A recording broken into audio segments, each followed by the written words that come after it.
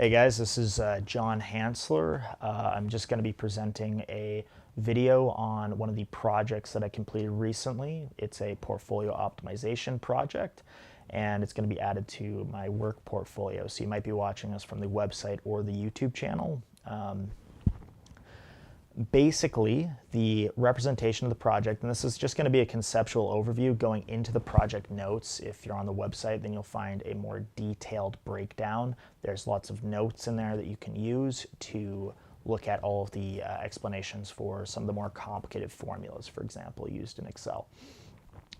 But today's going to be a conceptual overview of the project and just make sure that a broad audience can understand and also hopefully provide some investor insights for our audience on the YouTube channel.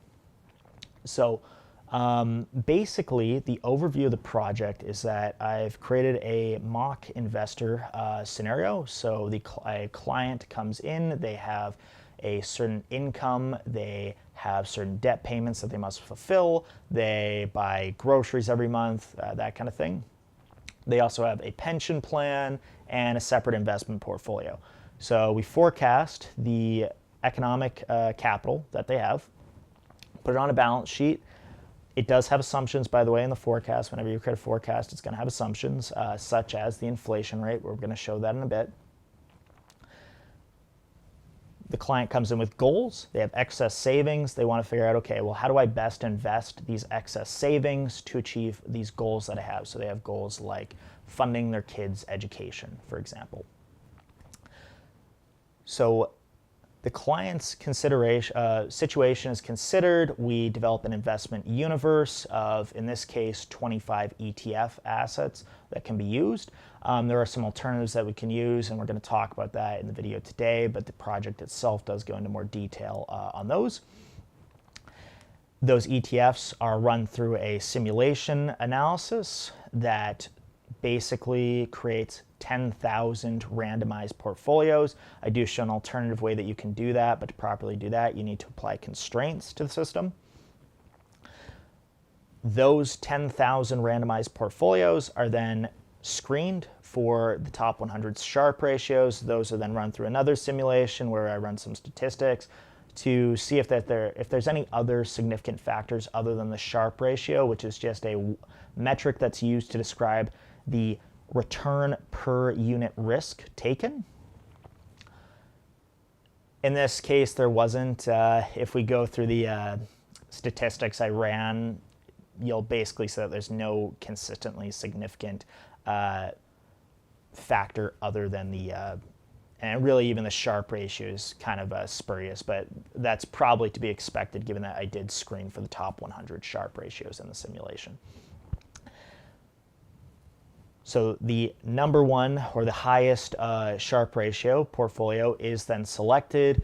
We take that, I run a scenario analysis on it through some case setups that affect the overall portfolio and some of the asset classes. We're going to talk about that as well, and then use that to generate some risk metrics. We take that information and put it into a sample client presentation. Okay. Again, if you're watching this from the website, you'll find all the files below that you can go through. They do have a lot of notes. We might talk about some of the equations in this video, just some of the more complicated ones. Okay, so let me just share my screen. Okay, so first thing that we need to do is I do need to issue a disclaimer. This data, again, all feeds into a large portfolio. This is all fictional data. There are a lot of things that this client, again, fictional client, is going to have about their situation that is not going to apply to yours, and so we recommend that you do obviously consult an investment professional, and that this is not to be taken as investment advice. For example, this may make unrealistic assumptions about things like liquidity risk and credit risk. Those are real concerns for real investors. So just keep that in mind, and I do have the disclaimer up here on the screen just so you can read that. Okay. Now, going through the next section, the investor background. Basically, this just explains who the investor is, what their goals are. So it's important that in this case we quantify the timeline that we have and also the value of the investments. Now you also notice that just for variation, I do have some of these listed in nominal terms and some of those in real terms. Real terms is basically inflation adjusted. I mean, you could adjust all these for inflation, but that's just for variation. So basically, they want to fund their students' education, or sorry, their child's education, the consumption that they're going to have during retirement. They want to buy a new car, and they want to give an inheritance to their children. We're going to take that, we're going to put it into an economic balance sheet. They also, as I mentioned, they have a pension fund that is pre-tax, so the contributions, it's a defined contribution plan, by the way, get made before tax is applied. And the separate investment portfolio is just invested in the typical 60-40 equity fixed income split that a lot of people are familiar with. Okay, so I think that's everything we need to know there. This does also summarize as well the return required. So running the internal rate of return required, we get about 5.09%. As the rate of return required to make the sum of the liability cash flows, or the cash flows out, equal to the sum of the cash flows going in, weighted by their time value. So I think that'll be probably more clear when I open up the Excel file, but basically we need to achieve at least an average of about 5.09% to achieve these goals annually. Okay. Now, this is the list of assumptions that I made for the economic capital forecast. You can see, you can take a look at this. We have inflation at 2%. I did assume that they would be getting promoted. The inflation at 2% is just a long-term inflation forecast. Usually the central bank targets an inflation rate around 2%. So that's where that's from. The average promotion is between 5 to 10% in terms of annual buffs. The frequency given this over a long period of time may or may not make sense. One of the ways that this does make sense is if your career was on track to be a sort of C-suite employee. If you're not, however, then you'll notice that the end-of-life salary that this client reaches is going to be close to about $350 a year, right? Which is probably going to be, which may be realistic given inflation for more average people, but really we don't see those kinds of salaries coming out of anyone but chief officers in a lot of cases.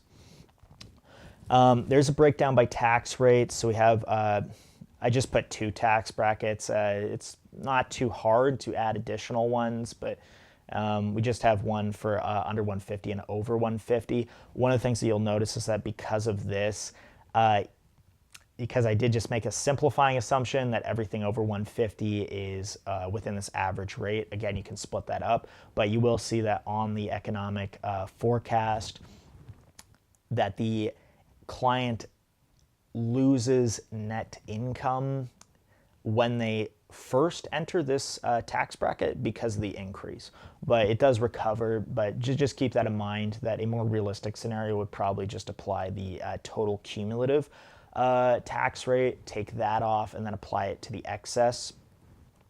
And then we have realized capital gains, investment income tax, and the risk-free rate, which is used for any discounting. They also have varying degrees of income invested in that initial portfolio based on how much they earn. So when they earn more than $150,000 a year after tax, they invest 20% versus say 10% when they're making over 80 but less than 150. So basically this is just saying that as they make more money, they invest a higher proportion of their income in that other portfolio. Here's the pension contribution. Anyways, we can go through all these. Basically, all of the values that are coded in blue are hard-coded inputs. So these can get changed. The rest of the portfolio is all linked to these assumptions. If you change these as a note, it will not change the other Excel file that's included in here because I wanted to make all the files stand alone in case there's any issues with compatibility. So there's another set of assumptions in the other file that also includes some of the ones from here, such as the capital gains tax. Okay. And again, there's lots of notes in there if you are looking at this on the website. So here's the client's economic forecast. Basically, I have the income, the pension plan contributions, pension value. So if we go here, this is all forecasted to their retirement date at 2059. And starting from here. Now, the forecast, you'll notice, does start in 2025. This has to do with basically the end of year technically being a forecast, given that we're at the beginning of the year. The end of year is unknown. And also just to stipulate where we're going to be taking that data from in the adjusted forecast sheet, it's going to be from 2025. Okay, so we get EBT, which is just earnings before tax, income tax, and again, this is based on the tax bracket, so you can take a look at the formulas that we have here, equals if under 150, then we link back to the assumption sheet. Investment portfolio contributions, cumulative portfolio size. We also did take this, and although I didn't end up doing anything with this data here, I do have the portfolio size in real terms, so this is effectively discounted by the inflation rate. Okay, then we have the debt payments that we have here. So basically, just kind of explain some of this stuff. I assumed that the client turned 18 in 2013, and they bought a car, they went to school, and then they started paying off the loans from school when they got out. So that's where the student loan payments come from here. You'll see on the other sheet that that's where the educational goals get factored in, and then that's where these car loans come from. And then they also buy a house when they are 30 years old in 25. Okay, and then we get the excess savings. All right, now going to the balance sheet here. So this is just an economic balance sheet. This formula here, by the way, so this may or may not be apparent, but basically I just concatenate the or join the text for the balance sheet and then add the date as a text as well. There are some alternative ways to do this, but this is probably the most intuitive. One thing you'll notice too is that this does have a comma and a space in here. If you take this and you remove the space, then you'll just get the comma but no space in the text, obviously. So if you are writing that, then make sure you put the space in there. Okay. This is all good. Under liquid assets, we just have the client's pretty much immediate cash assets. So you notice that one thing. So again, this is from the 2025 point in time data. They have a lot of excess savings. So they haven't really invested a lot of their liquid assets yet in that portfolio. So in other words, they have a lot more to, a lot more capital to make returns on. And what we'll also notice on the adjusted forecast is it is necessary, namely to achieve the inheritance goal. So to be sort of transparent, one of the things that I noticed is that initially it was too easy for this client to make some things like the car payment and the education goals. So I did increase the inheritance to about $3 million in real terms. So that ends up being the greatest burden in the forecast, but we'll get to that later. Here's the investment assets. We see that we have about 127,000 total in terms of the investment accounts. That includes the retirement plan. Personal property. So again, they just bought a home. This is just the value of the home without the mortgage payments or without the interest. Down here, we also have the value of the home as well, but this is just the home mortgage. So is this should all be relatively self-explanatory. One of the things that we do have here, though, is that we have the difference between net worth and investable net worth. So net worth itself is just going to be the difference in the client's assets versus their liabilities, whereas the investable net worth is going to take account of their liquid assets, their investable assets, and short-term debt. So one of the assumptions that we kind of made in the, or that I made in the overall forecasting was that the client isn't really going to be taking out a lot of short-term debt. We might be able to, I might be able to forecast that. It's probably going to be spurious and somewhat stochastic. Now you can still implement those kinds of things. So for example, you can assume that the client's going to be taking out something like $1,000 in credit card debt every 6 months, for example.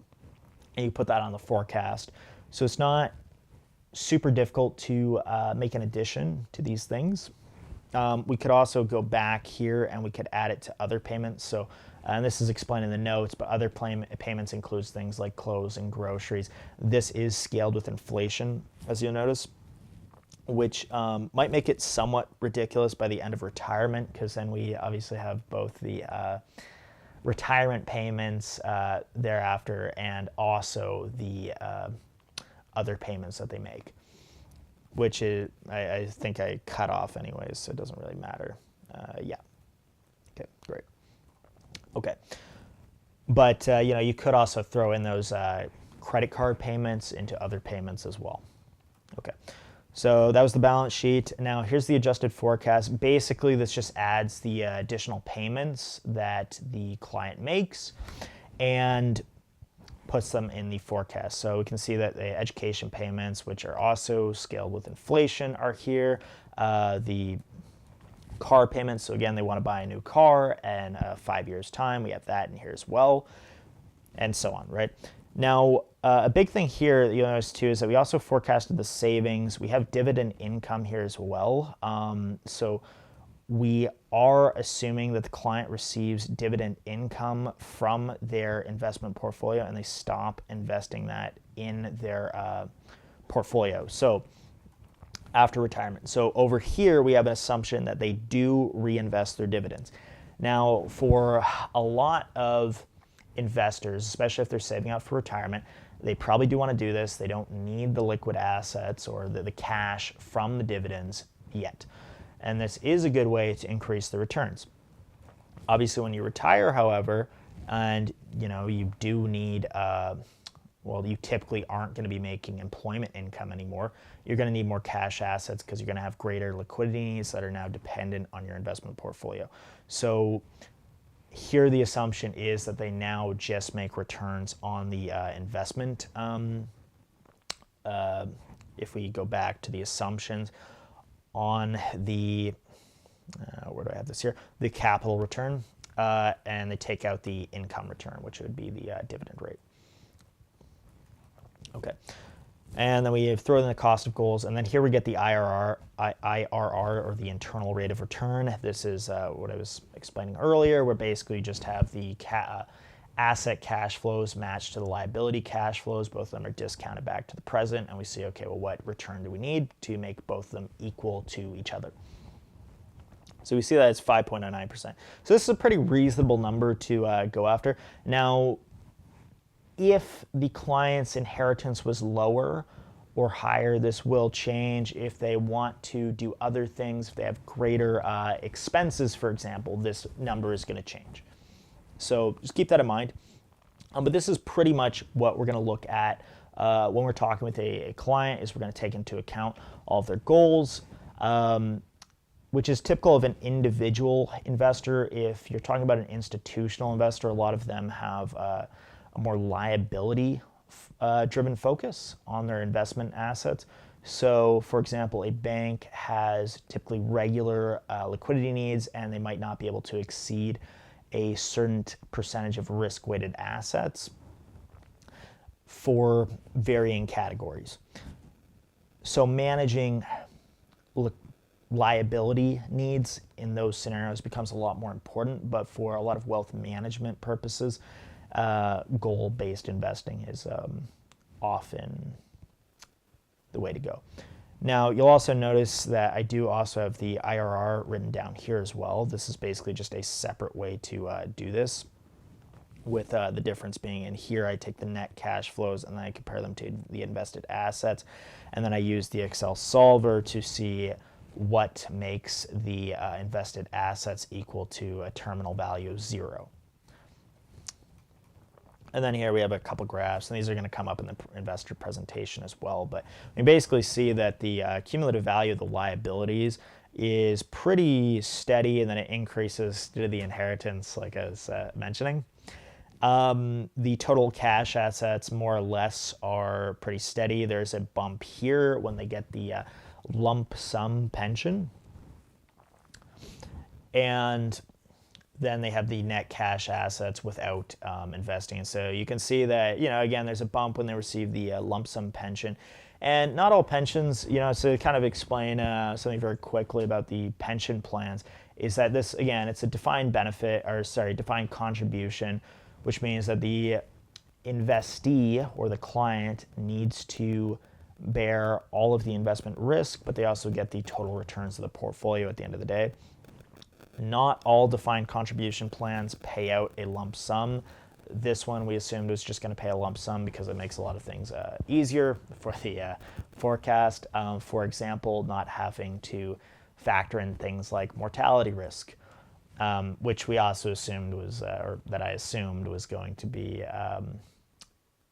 nil.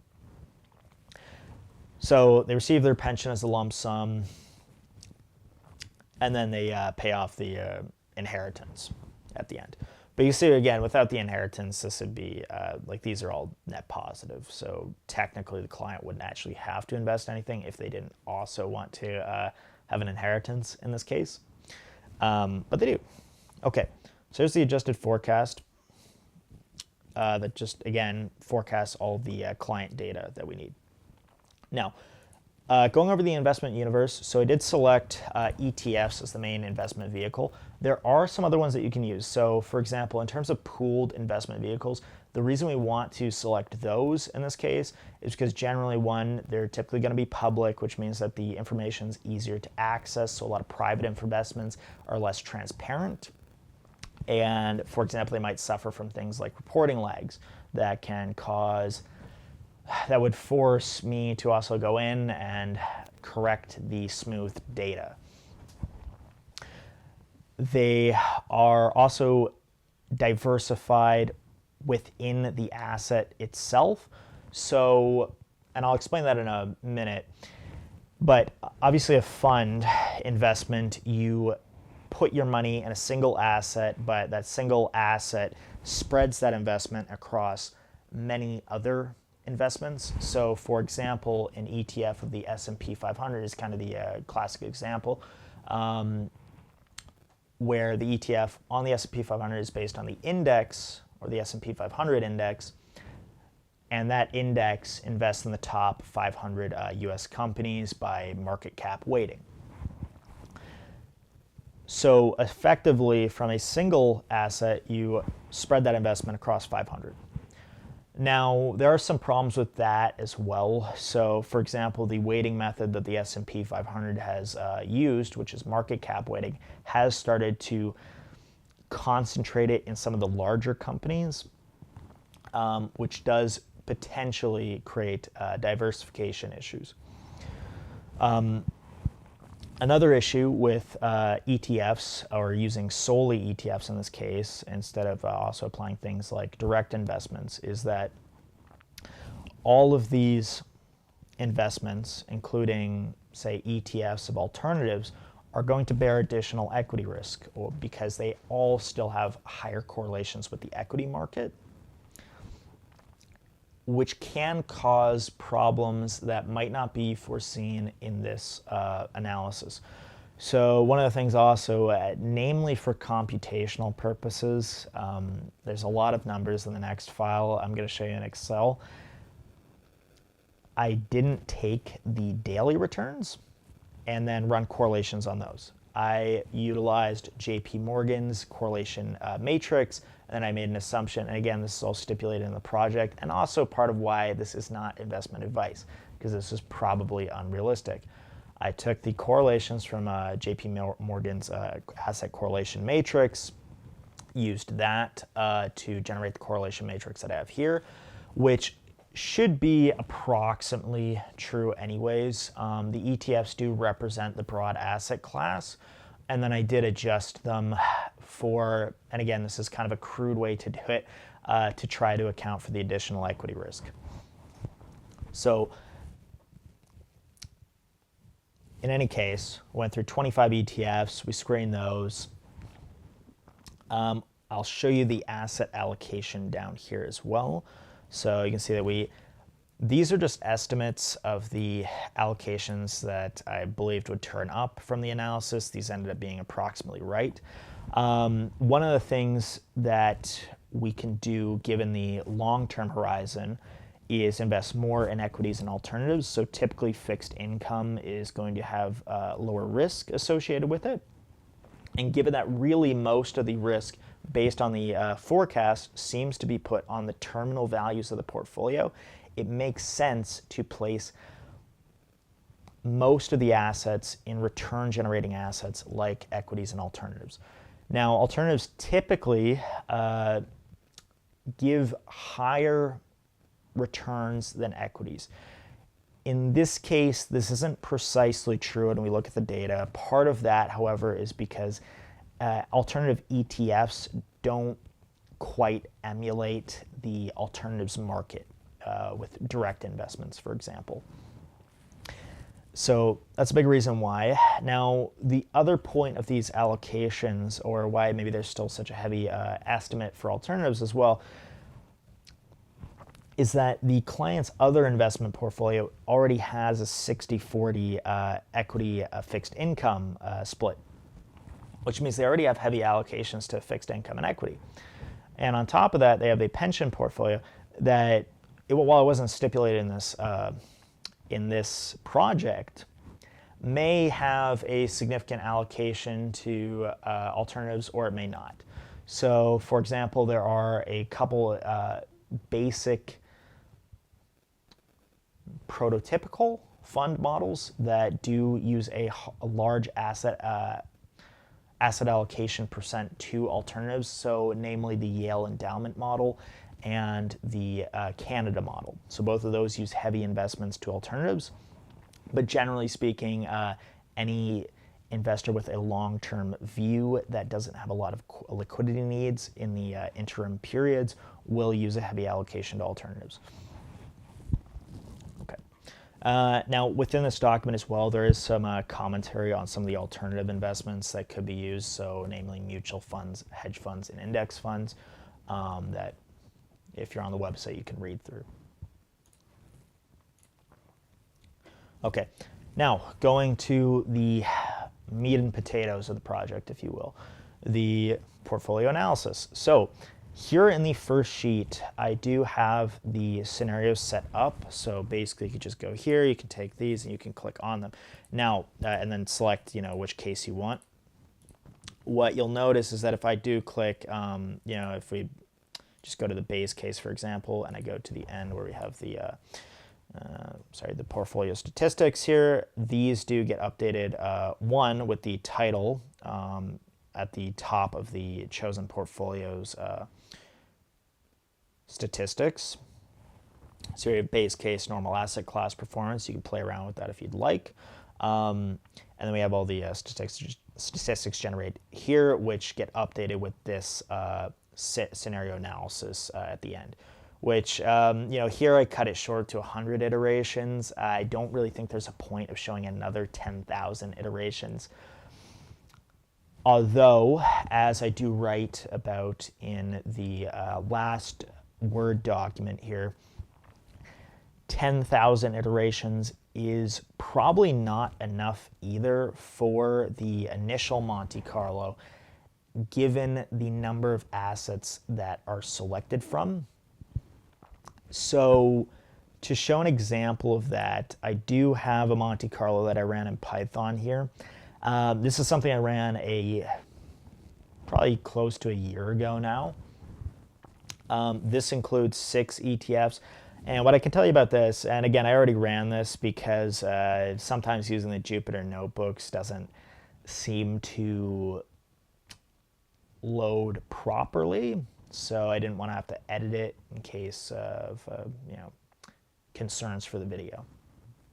But what I can tell you is that based on running this in Python, is that even this, if I ran this again, I would probably get a different set of numbers from the one that I do have. And I really only get from even this, with 6 ETF securities used, a consistent percentage when I use around 100,000 iterations. So for something like this, with 19 assets to choose from, it probably requires a lot more than 10,000, but it's pretty easy to add. But it is computationally expensive. So alternatively, what you can also do is just run this multiple times. That might be faster, and then keep track of which ones are best. So for example, you can store that in a separate file. Okay, so those are scenarios. We do also have a couple assumptions that got pulled from the other sheet. Again, I want these to be standalone. Okay, here's the ATF data. So here we just take the annual returns and the standard deviation. I also take the expense ratio, take the expense ratio off. Here I screen for all of the all of the assets with positive returns. So even if I thought there was diversification benefits to be had from the negative returning assets, they're not going to perform well in the Sharpe ratio anyways. So I just screen them out and then put them back in this other array. Which you can use for other things, which we'll see in the next slide, or sorry, the next sheet. Here's the estimated correlation matrix, and again, this is all taken from JP Morgan's data on asset classes, which you should be able to find easily from Google. Now, here's the covariance matrix that we use. This is calculated from the correlation matrix above, and it uses the X lookup function, as you can see here. Okay, here's the Monte Carlo. Overall, this is pretty straightforward. We just generate a random array of numbers. I think using rand array is the easiest way to do this with sequence, although there are some other ways that you can do this. We calculate the return for the portfolio, and then we also calculate the returns within the asset classes. So again, if you recall, we do have the scenario analysis where you can also adjust performance by asset class. I will say that the scenarios that I use in this project are pretty unrealistic. They are large, sustained changes to several assets over a long period of time, which is probably not realistic. Now, a more realistic scenario would be something like applying, as an example, and this is also written in the, I'll show you this right now. It's also written in this note here, what some more realistic assumptions are and why this would be more important. Basically, we could take this, we could simulate market downturns instead, say every 5, every 10, and every 15 years as different cases. That would probably be a lot more realistic, and it would provide a better picture of the risk imposed on the investor. Whereas these, you'll see wide variations in the presentation section that look like, in the base case, most of them are successful, and then in the best case, the average portfolio has $100 million at the end, and in the worst case, it's like negative $2 million. All of which are just, I mean, that alone should tell you they're pretty unrealistic. But that's how you go about a more realistic way of doing that. And then you can use the mod function that I utilized also in the other Excel file to do so with the promotion frequency. Okay, so we break down by asset class returns. We also have the standard deviation of the portfolio here. Now, one thing to understand about this formula, because basically, we can't just do a weighted sum of the standard deviations to get to the standard deviation of the portfolio like we can with returns. The way to do this in Excel is to utilize the matrix multiplication function, or mmult. We take the square root of that, And the other thing that you'll notice here is that we have two matrix multiplications applied here. Basically, we just run this along both dimensions of the array, and then the other one is the covariance matrix. So this is a two-dimensional array, and then we basically just multiply it along both dimensions, which is why we have the horizontal and the vertical matrix. Okay, and then also because these are all randomized, you'll notice I just hit enter and all the numbers changed. So yeah, you can turn off the automatic calculations. I don't like to do that, but that will stop these numbers from changing. Okay, we also do calculate the standard deviations for each of the asset classes as well, based on the covariance matrix for them. Okay, and then we calculate the Sharpe ratio. I did add a quick check to make sure that all the returns that we're getting, or basically to screen for returns that are under that IRR that we need. So for example, this one here has a zero attached to it, which means that the total return of the portfolio, if we scroll over, or actually, sorry, I also put this information right here, and you'll see that it's 4.77. So that screens for all of the return data, make sure that it's above the IRR. Okay, and then this is basically just a screening of the top 100 Sharpe ratios. We write down the averages, and then we calculate some other statistics like the 5% annual value at risk. We calculate all the asset weights and also the asset class risk and returns characteristics. Okay, and then scrolling down, I also have the efficient frontier here. Basically, this just maps the return per unit risk. It's just a chart for Sharpe ratios. And what we want to try to do is basically take, or essentially what this tells us is that the best risk return trade-offs occur at the uppermost for each X value, the highest Y value gets us the best risk return trade-off. So for example, if we're at 14% standard deviation, it doesn't make sense to select any allocations with returns down here. And you'd always want to select rationally portfolios with returns up here for the same risk. So hopefully that makes sense. Okay.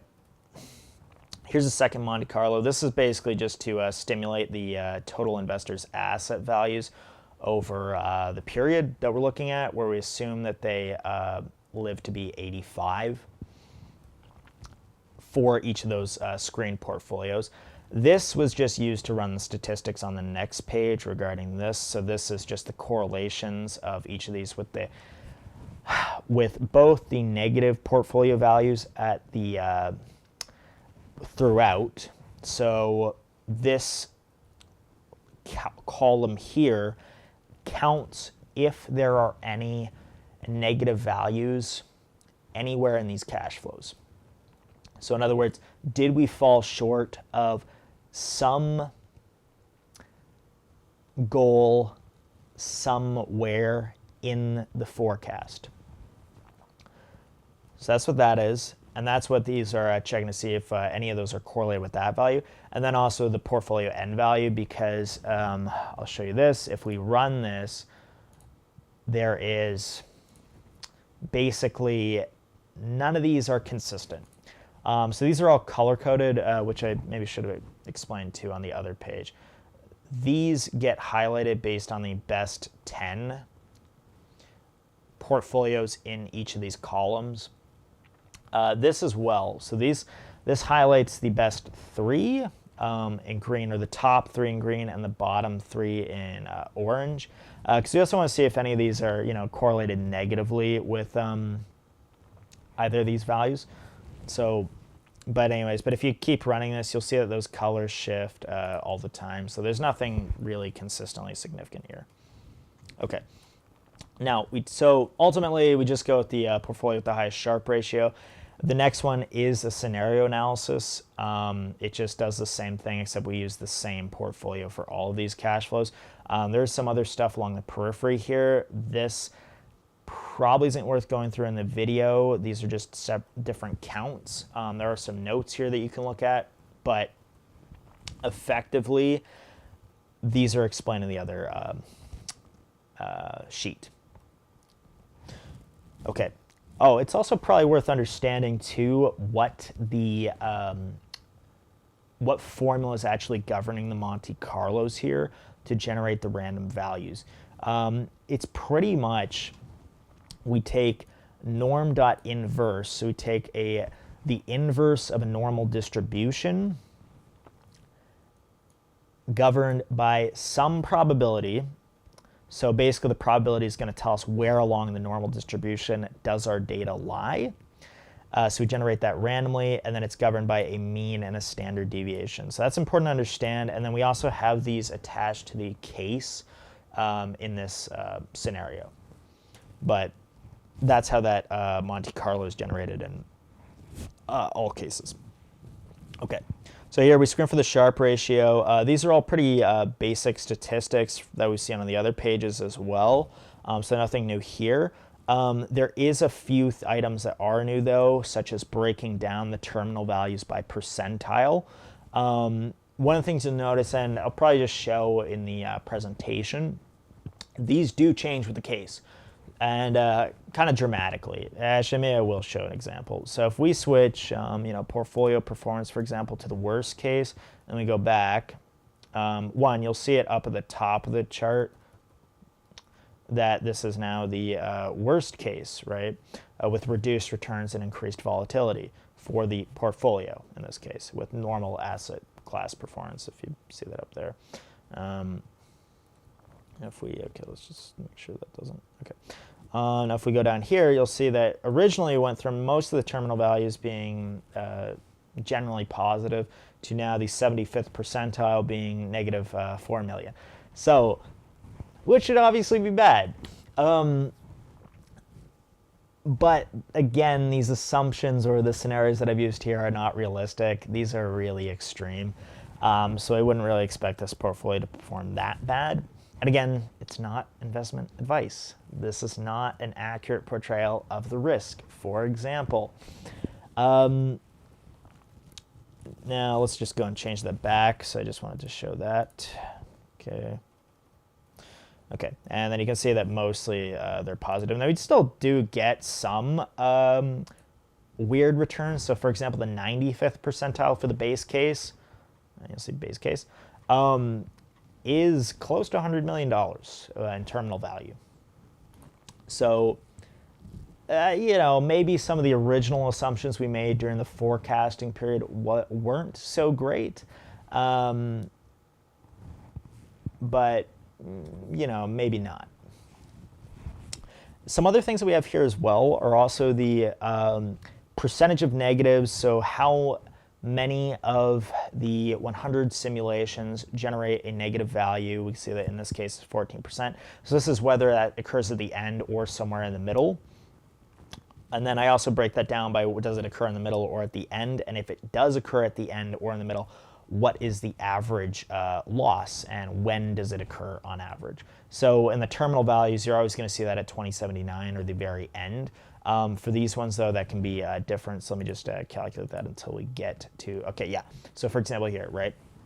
This is part where those counts come from, or what those counts are doing is generating values like this. So for example, now we know that the average loss that occurs somewhere in the middle is 36,000 under this scenario, or under this set of portfolio weights, and that occurs in 2040 on average.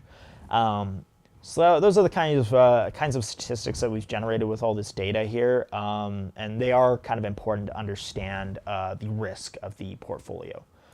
And then here's also some other graphs we can look at too.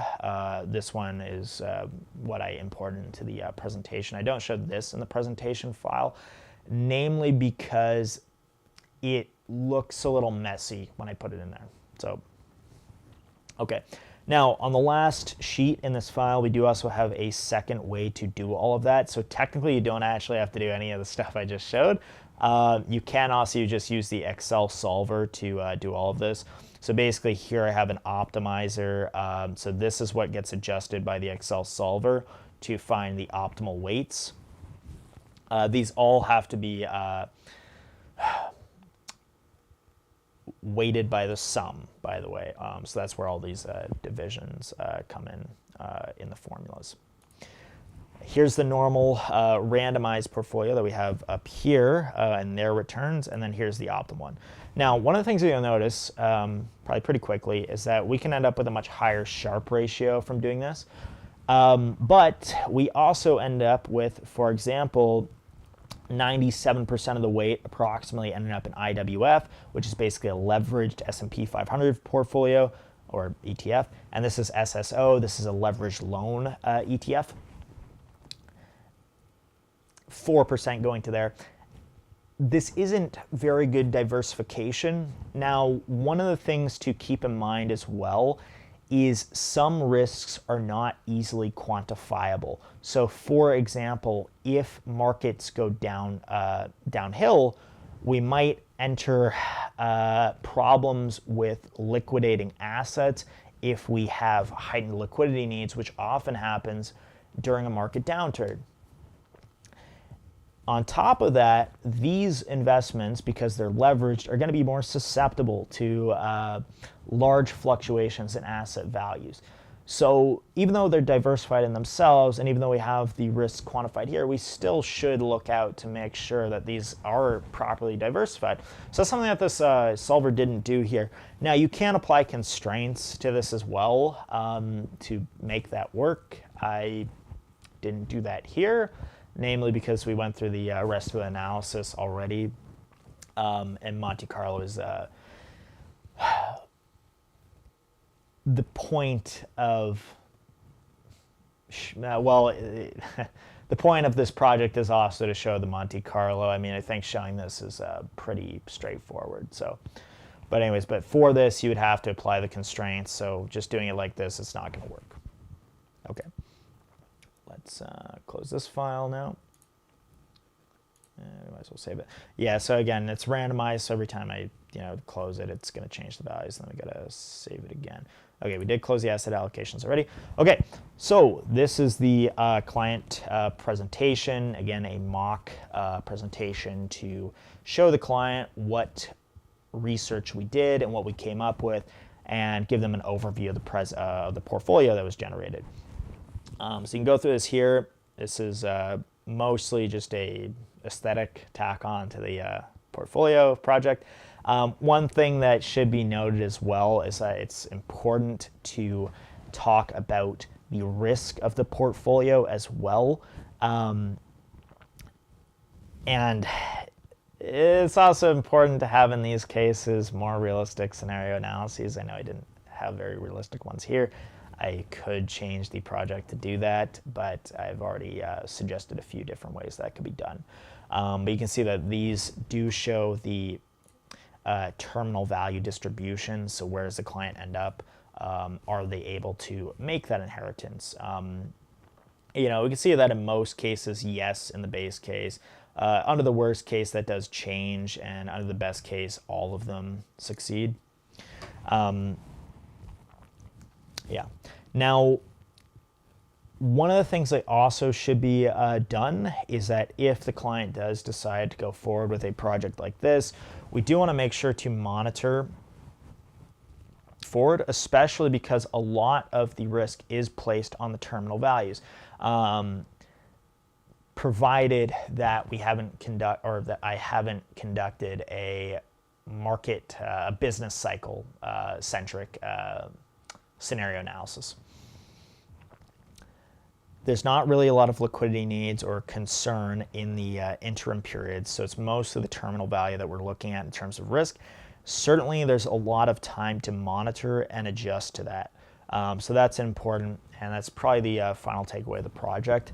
Now, hopefully, what people watching this video take away from this is that, one, it's not incredibly straightforward, and maybe the advice that we should just buy mutual funds or just buy S&P 500 index isn't such great advice.